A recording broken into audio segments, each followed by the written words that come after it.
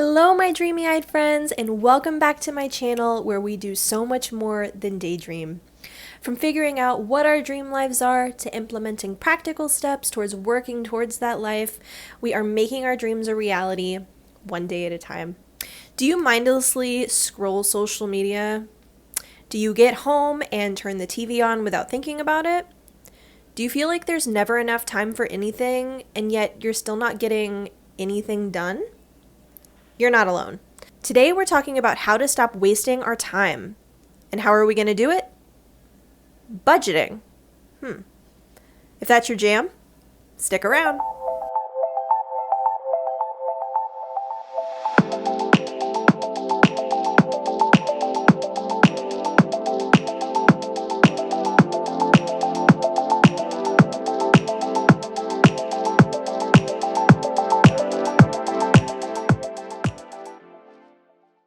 Okay, if you're here, I am assuming you're in the spot exactly where I was. Emotionally exhausted, on the brink of panic because your life feels stuck or you feel out of control. Days are passing you by so fast that your head is spinning. Maybe you feel like you're living the same day over and over, Groundhog Day style. Or maybe you feel like all you do is work or clean, and by the time you're done, you have no energy left for anything else.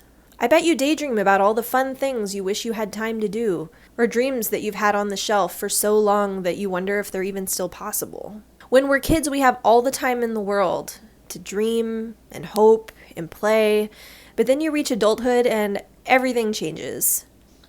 Now we have responsibilities, some of them with little mouths that have to be fed. We're working to have a roof over our heads, and with every rent check paid, our dreams are drifting a little farther away. I get it. I was there too. But I can promise you that there is still hope.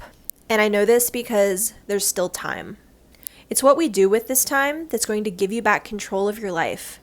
Let's jump into how we can make that happen. So we're all familiar with having a budget, a financial one that is. You take your check and you allocate a certain amount towards groceries, rent, entertainment, savings, yada yada. The idea is if you spend more money in one area, then you'll be short in another area, right? Well, what if I told you that budgeting our time works exactly the same way?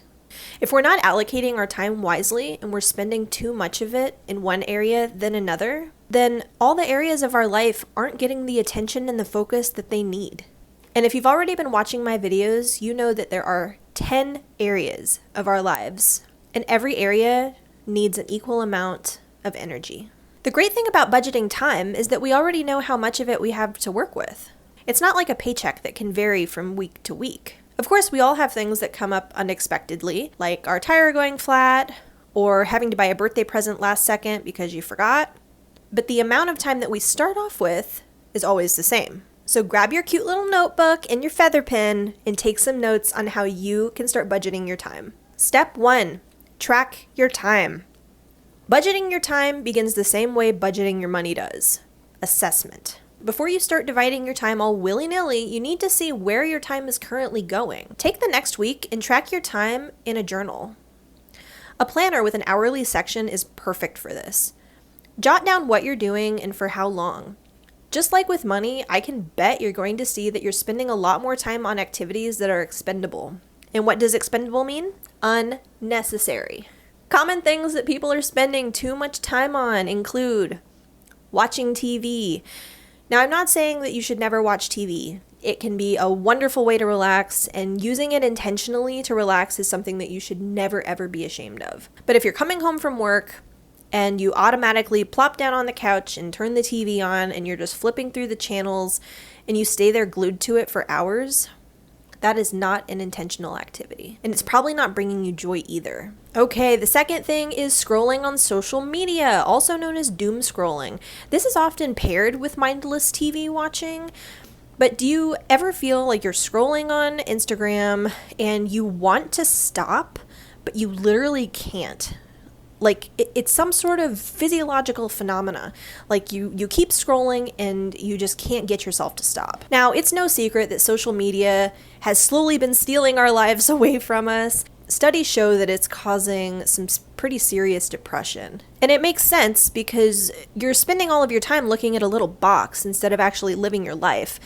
And even worse, what you're watching on that little box is other people living your life. Ouch. Put the phone down. Put it down. Not right now. Don't stop watching this video. Dude, this is different. You're working on your life right now. The next thing that people are spending too much time on, living in the past. Oof. Didn't know I was going to get that deep, did you? This includes spending too much time thinking about regret or reliving your glory days, thinking about high school or college or the best days of your life. You may not realize how much time you're spending in your head, dazed out, going down a rabbit hole of negative thought. Try to be aware of how much time you let slip away on things that you have no control over. Take the reins. You're the one in control. Steer your thoughts towards the present moment and decide to make the best of it. The next thing that you may find you're spending too much time on, spending time with people who don't add value to your life. These are people who really don't make us feel good about ourselves. After our time with them, we feel drained and we feel negative about ourselves.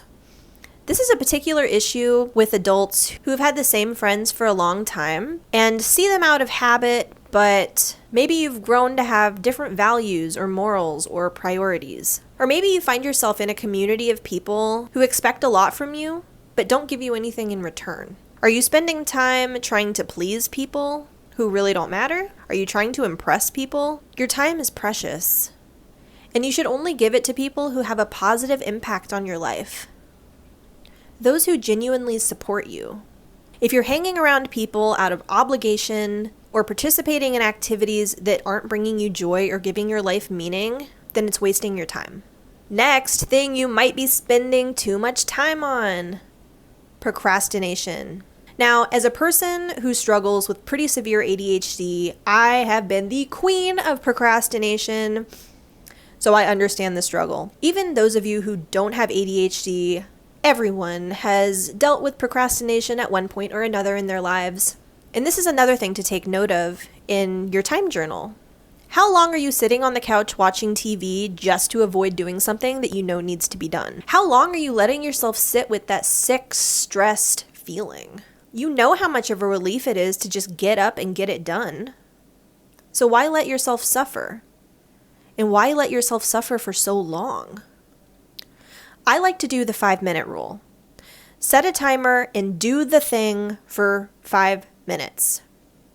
Objects in motion stay in motion, so you're more likely to keep going and finish it. So those are the things that you need to look out for in this next week when you're keeping track of where your time is going. Okay, step 2. What do you want to limit or nix? It's been a week. You've journaled your time in a brutally accurate way, proud of you, and now you're able to move on to the next step. Making a list of things that are taking up your time that you'd like to limit or nix altogether. What have you been doing out of habit? What have you been doing that doesn't serve you? Does it happen during one part of the day more than another? Look at your days off. Are they being filled with unnecessary activities? Could you go to bed an hour earlier so that you can have an extra hour to yourself before work? It's time to be honest with yourself. Now I know, throwing out old habits is hard, especially if they've been used for comfort. But just remember that as long as you stay in your comfort zone, nothing will change.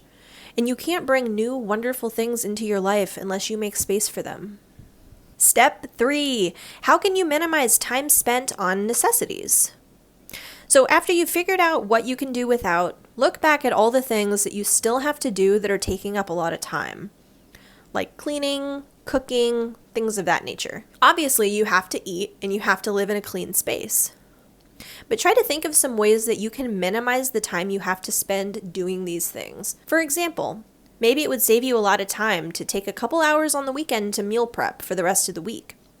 Or start a daily 15-minute tidying powwow before bed to put an end to the weekend-long cleaning marathons.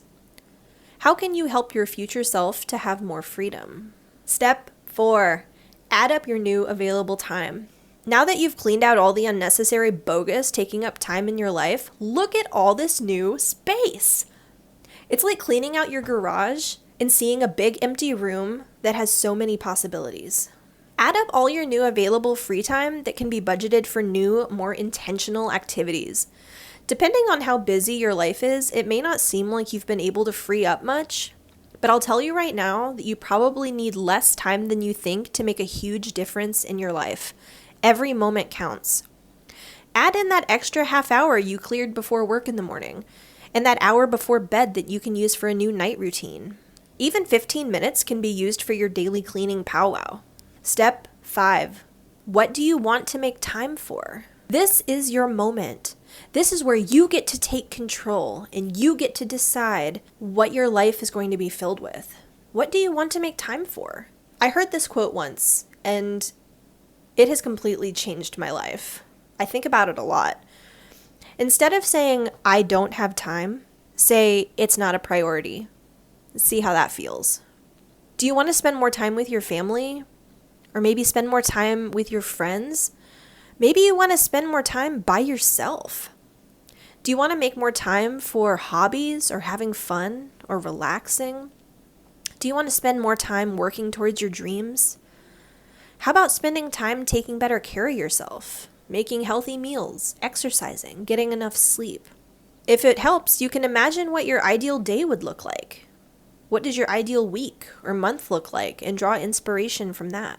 After you have an idea of what things will bring the most joy and peace to your life, it's time to start budgeting them in. Get a planner, digital or physical, or you can start a bullet journal. As someone with ADHD, I'm a fan of keeping everything in one spot, and then look at the month or the week ahead. You can plan out however far you'd like.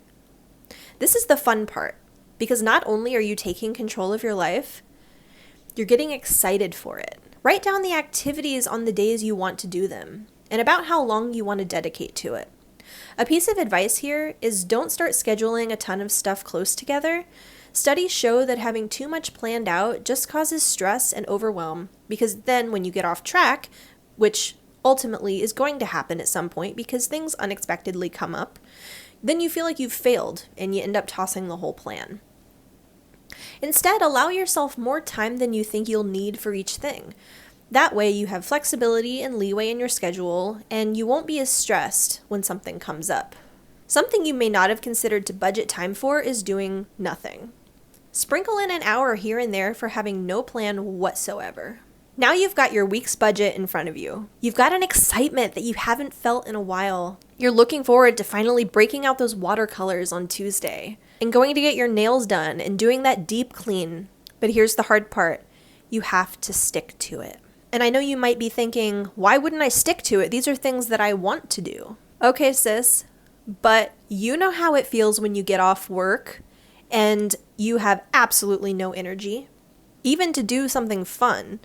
I totally get it. Like, I've been there. But here's the thing. You do it anyway. Go through the motions of getting the watercolor paints out. Lay out your brushes. Set up at the coffee table or on the floor. Put on some ambient music or your favorite show and pour some wine. Make it a vibe. And then just start. I guarantee you that once you get going, that energy will come. And before you know it, you'll feel alive. Remember that prioritizing the amount of peace and joy you have in your life is not selfish. In fact, it's necessary. If you aren't happy, the people around you can feel that. Allowing yourself the opportunity to feel alive again, to dare to dream again, to breathe easier is the greatest gift that you can give to yourself and to those around you. It makes you a better you. Having hope and loving your life gives you just as much energy as 10 cups of coffee. And the more energy you have, the more you can do for yourself and for the people that you love. All right, guys, thank you so much for tuning into this video. My life has changed considerably since I started budgeting my time, and I know it's going to change your life too. Thank yourself for seeking growth. You are an amazing human being, and I have so much faith in you. I'll see you soon, and in the meantime, stay dreamy. Bye, guys.